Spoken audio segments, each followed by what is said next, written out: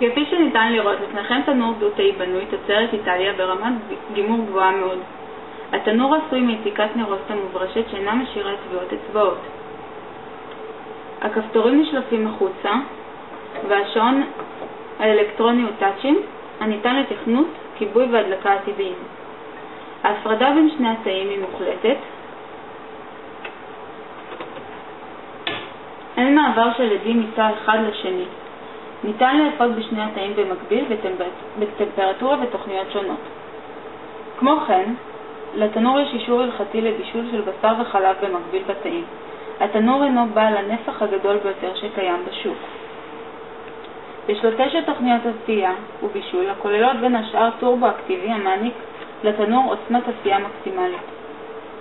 מבחינת הניקיון, זהו תנור שמאוד קל לעבוד איתו.